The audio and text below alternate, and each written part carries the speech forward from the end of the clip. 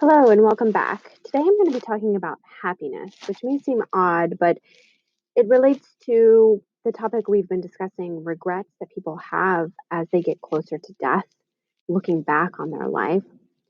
That is a form of happiness, assessing your life. In fact, I've been reading and learning more about happiness research, especially from a guy out of the London School of Economics.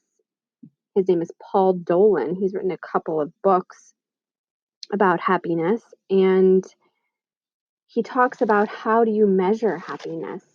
There's different ways that you can measure happiness. So you can look at it from a very broad perspective where you ask somebody to evaluate their life.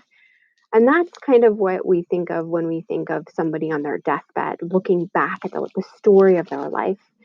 We all have create stories about how our lives have been, good or bad. Have we reached our goals? Have we met all the accomplishments that we wanted to meet? And that's called the evaluation type of happiness. And then there is the experiential happiness, which is the day to day, moment to moment happiness. And Paul gives this great example, which you may know people like this, where he went to dinner with one of his friends and she was going on and on about her job and how she hated her commute and her coworkers, and it was just so irritating, all of these things she hated. And then at the end of the dinner, she said, non-ironically, she said, but I love working at my job. And the reason that she did this is because she had worked at a very prestigious company that people thought very highly of. And so she liked the story. Her evaluation self liked the story of where she lived, but her day to day life of experiencing it wasn't that great. And I think about this a lot. I think it's one of those things. I think it goes along with the saying, be careful what you ask for, because people often think that they want something, but then the actual reality of it is not that great. And there's this trade off between the story and the reality. Now, if the story is really, really great, then you may put up with a not so great reality.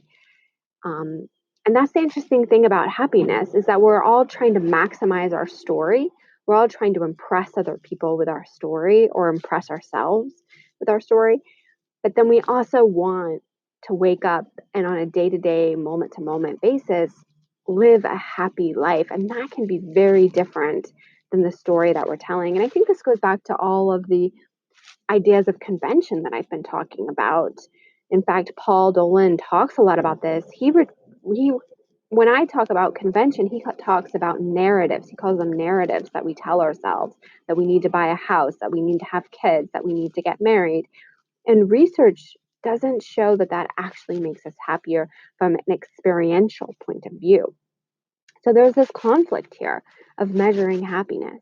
And we're trying to balance that out. We're trying to figure out how to make those both awesome and fabulous. And so at the end of the day, we feel great about both those things.